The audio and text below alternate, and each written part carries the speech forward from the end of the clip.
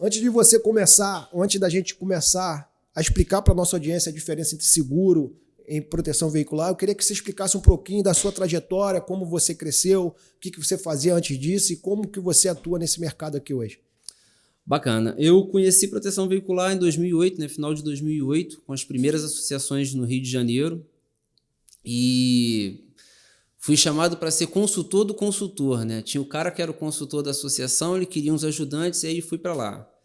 Gostei do processo, sempre gostei de venda, sempre me interessei pelo processo de venda. Quem gosta de venda tem dinheiro todo dia, então o lance da venda é esse. E fui trabalhar com venda de proteção veicular, mas eu sou curioso, então dali fui administrativo, comecei a entender como é que funcionava, assistência, rastreador, parte de cobrança. Aí um amigo montou uma proteção veicular, me chamou para ir trabalhar com ele, fui para essa nova associação já aqui do Rio, né? Antes as associações vinham de Belo Horizonte. E aí, em 2009, eu falei, não, agora está na hora de montar a minha. Já tinha aprendido bastante, montei e de lá para cá, como presidente da associação, a gente fez um trabalho bacana, inovei em algumas coisas, quebrei cabeça em outras.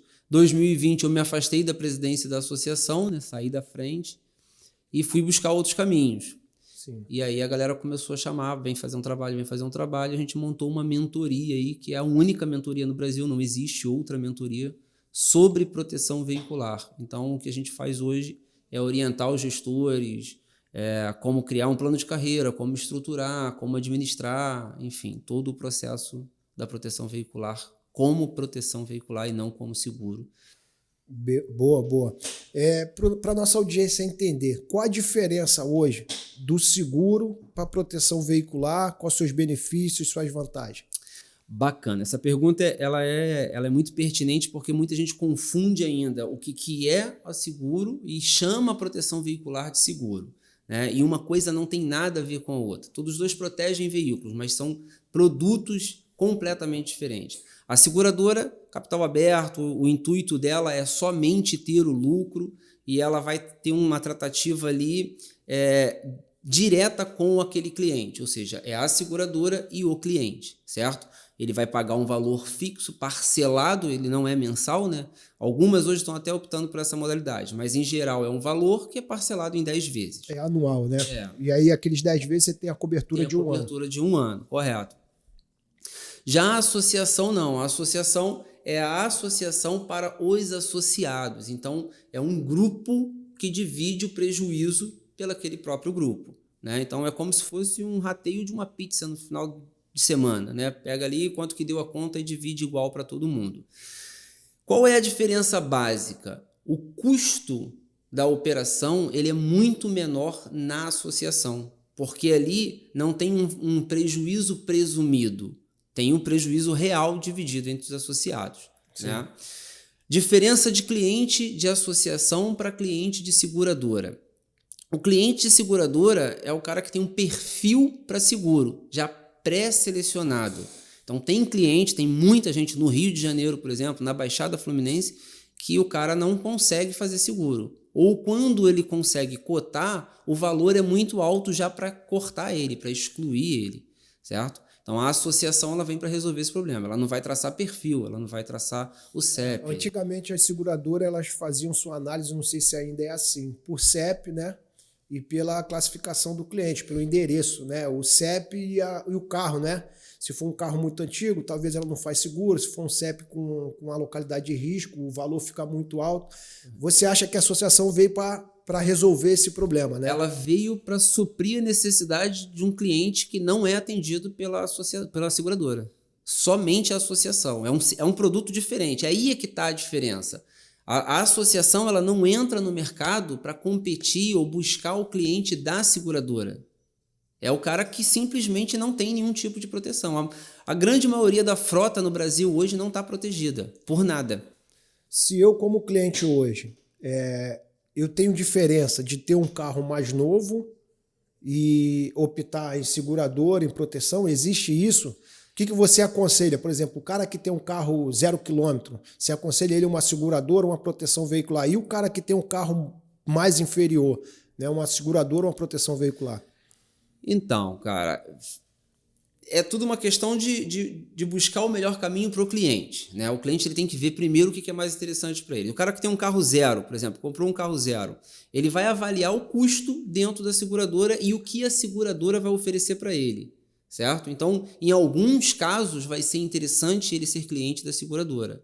Mas se, por exemplo, se ele tiver um filho com 18, 19 anos, se ele morar numa área de risco, se ele usa o carro para trabalho, se ele é Uber, por exemplo, se ele trabalha com o carro de alguma forma, o valor dentro da seguradora vai dobrar, às vezes triplicar. Então o cara vai ter um carro lá de 60, 70 mil reais pagando em torno de 8, 9, 10 mil reais de seguro ao ano. Se o cara opta para ir para uma associação, a associação ela vai proteger o veículo, não importa onde ele mora, o que é uma realidade no Rio de Janeiro. Não importa se você mora na Zona Sul, se você mora na Baixada. Você passou na linha vermelha, você corre o risco de perder o veículo. Verdade. Né? Então, a associação ela não vai avaliar esse tipo de risco. Ela vai avaliar o valor do veículo e o quanto que ele pode dar de prejuízo ou não. Então, pode ser que fique muito mais em conta para ele. O cliente que tem um carro mais antigo, dependendo desse antigo, se for mais de 5 anos, por exemplo, muitas seguradoras simplesmente nem fazem. Não tem cobertura para ele. Então, ele não tem nem muita opção. Vou escolher, vou fazer a cotação. Não. É cliente de associação. Era o cliente antigamente excluído de qualquer tipo de proteção, que agora a associação ampara esses clientes. Entendi.